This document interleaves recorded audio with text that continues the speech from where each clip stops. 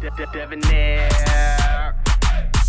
I feel you on that. Yeah, I don't know. I guess it's more so like how people was raised, because I never thought to look at stuff like that. Like I never thought to check like a girl's background as far as like where she work at, how much money she making, and all that. Like I never thought to do something like that. Like, you know what I'm saying? Like, so to hear, like to hear, like, and not just me. For example, my sister. My mom never raised my sister. Like my sister have never said to a guy how much money you make, what type of car do you drive. My sister has never said anything like that.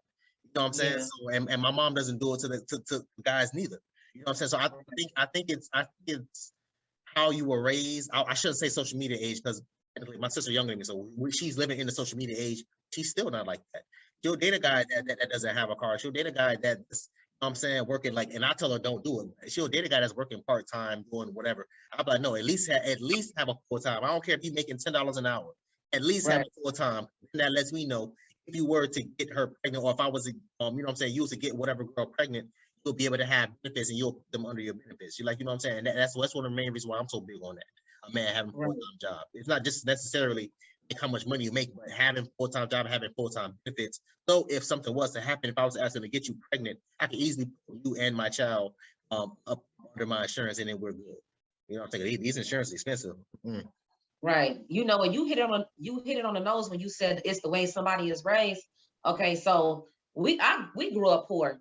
You know, we didn't have a whole lot of money, but my parents, they took us to the movies. We played a lot of sports, basketball, baseball. We went to the park all the time. Yeah. You know, we went out to eat a lot, and it was 6 of us. So that's what I wanted a man. I want somebody that's spontaneous, a free spirit that I can really enjoy myself with. You know what I'm saying? My daddy, he didn't have a lot of money, but he was a good man. That's really what I'm looking for. That's really what I'm looking for. Now, as we got older, he ended up getting another job, and that's when he started taking us on out of town. You know, that's when I really got like my love of travel. So anybody that I'm with, that's a number one. We got to be able to travel together, because that's how I was raised. But it has a lot to do. It was never, my parents, that was never a focus with us. You know, I have never asked a man, how much do you make? What type of car do you drive? How old is your car? To me, that's just so disrespectful. That is so disrespectful. Now, you can't come with no car. You got to have a car, you know, because I'm not about to be coming picking you up on all these dates and we going out, you know. That's why I said that's the basic stuff. Have a place to stay. You don't have to own a house, but have a place to stay, you know, have a car. You know, other than that, then if you don't have that, then you don't need to be dating. You know, get yourself together first. Yeah, I said the same thing. I said the same. If you ain't got, especially like it's different, and it's like you said earlier, it's different when you like 18, 19. All right, cool. Once you hit 23, 25, 27, I'm looking at people like, no, like the guys that's around me or around my age range or older than me, it's like, bro, no, you need to be having, you know, ABC 1, 2, 3, man. Like, I'm not trying to hear that. Like, no, we too grown for that. We too grown for that. Right. So I always side with the women when women like, oh yeah, well, I don't want to date a man because I'm not trying to have him move in with me and this, that, and third. Like, I agree. You shouldn't even have to. And the fact that a lot of them are limited to that, it kind of sucks, man. Because it's like, I won't wish that on my worst enemy. I won't wish that on my sister. I'm telling my sister straight up, no, date a man that got at least a full-time job. He ain't got a car. All right, cool. You know, you can kind of work with. My sister's younger than me. She's 25. You know, but you can kind of work with it. That's cool, whatever. But it's just like, yo, damn, like at least have a full-time job. At least you can do. Most women tend to date guys that's older than them anyway. You know what I'm saying? Right. So you gotta have a full-time job, a car, and a place to stay. Because that one right there, I've told several people, I'm not moving nobody in my house. Nope, sorry. My son's name is going on this deed when he turns 18.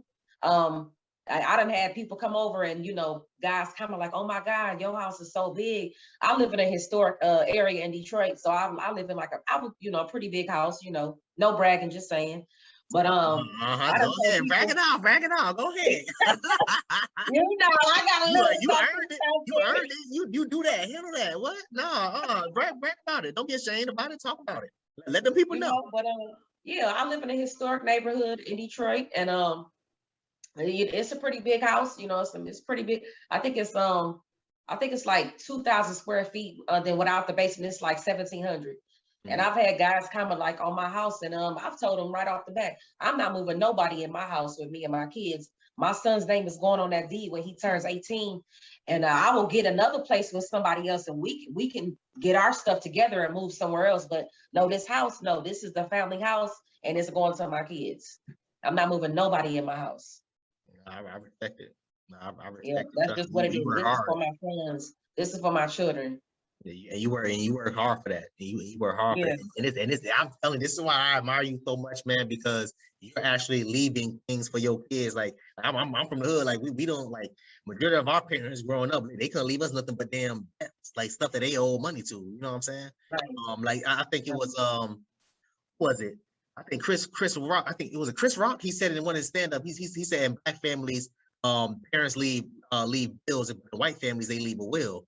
You know what I'm saying? Right. And that's true. So you're actually one of the people that's going to be leaving your kids a will, like you leaving them money and stuff like that. You know what I'm saying? Right. Property and stuff. That's that type of stuff that I like to hear. You know what I'm saying? Yeah. Because even though my parents can't, they're in a a bad position where they can't leave me anything, but I'm putting myself in a position where if I do decide to have kids, my kids is going to be good. Like they're going to be straight. You know what I'm saying? Right. Well, way better position than I was in, I should say. You know what I'm saying? So, Right. And I just want to put this out there for everybody, especially Black people, because we do not teach our kids about credit. We don't teach them about having life insurance. Please, please educate your kids on the importance of having good credit and a life insurance policy. If anything happened right now, I have a life insurance policy where at the minimum, my kids, they can pay for my funeral and at least pay off this house. Yeah. Taxes, that's not a lot. They can handle that, but at least pay off the house and, go ahead and pay for my funeral. We gotta do better. Seriously, we gotta do better. We should all have some type of life insurance to leave our kids if something happened to us. And we gotta make sure that we teach our kids about credit. The stuff that they really need to teach our kids in school, they not teaching them. Yeah. You know what I'm saying? We gotta step up as parents and we gotta fill that void. No, that's real, and that's something that I want to have for my kids, not just life insurance, but just like money in general. Because again, like I said, well, God forbid, when my mom passed, like she don't be able to leave me anything. Like my mom doesn't own anything. My mom been renting for damn near 30 something years, 25, 30 years. You know what I'm saying? And she can't leave anything. You know what I'm saying? Like I was trying to tell my mom years ago, man, like hey, we should do this and we could buy a house and blah blah blah blah. And she didn't want to do it because she was like, oh, well, I don't want to buy a house because what if something happens to it? You know what I'm saying? And it goes back to what you were saying about us not knowing about insurances and stuff like that. She wasn't aware that if something happens to the house, she can pay to fix it, but you can claim that on your income tax and then get that money back. She doesn't know that you have insurance on the house, the insurance will pay for it. She didn't know stuff like that. You know what I'm saying? Right. So and it wasn't just her, but a lot of Black people, like you said, a lot of Black people don't know these things. They don't teach this type of stuff like that in our school. I didn't know about anything about these things until I got to college. Right. I didn't know anything about any of it. I don't know the going rate for Jordans because I don't have none, but you could spend 80, 90, 100, 120, 30, $40, making Michael Jordan rich and all these other people. You know what I'm saying? You could come out of $20, $30 a month for a life insurance policy. It's not that expensive. They got life insurance. Gerber, they have a life insurance policy for the, as soon as that baby come out, they can be covered. If something happened to them, God forbid, or, they can use that for a college education or something. Yeah. So, yeah, I'm just trying to I'm at the point, I'm just trying to set my kids up. So something happened to me, they'll be set. I got my son, and he's a youth chef now online. Oh, and yep, he's working with the Detroit Food Academy through a program called Focus Hope in Michigan. And he's a youth chef, so he gets paid. He's been doing this since he was, I want to say 13 or 14 years old. So he gets paid to cook online. That's what's up. That's what's up. Yep. Congratulations to him. He gonna be this Gordon. He gonna be Black version of Gordon Ramsay. Tell him keep it up. Tell him keep no fruit. This how it starts. That's how it starts. Right. Tell him keep it up. Tell him keep it up. Tell him start a if he hasn't already. Tell him start a social media page or YouTube with him just cooking all the other stuff, and people will go crazy. They're like, what? He's 16, 17 years old cooking on YouTube and stuff like that. That's how you get it. That's how you get it. I said, Brian, I'm like, let's write a cookbook, put your face on the front. And he was like, yeah. What? I'm like, yeah. Come on, let's do this together. We can bring in some income. Yeah. Tell them start looking up some publishing companies, all that stuff. You know what I'm saying? Make sure, of course, sure you copyright his stuff. I think it's copyright on it's patent. I think it's patentable. I can't remember. Anyway, I think it's copyrighted. Yeah. So just make sure he copyright his recipes and all this, that, and the third, and then he good to go. Good to go. Yeah. Yep. So he's doing that. I'm proud of them. They doing good. They doing good. So I'm proud for you, and they doing good because you led them to that water. That's why. You led right. Thank you. Yeah.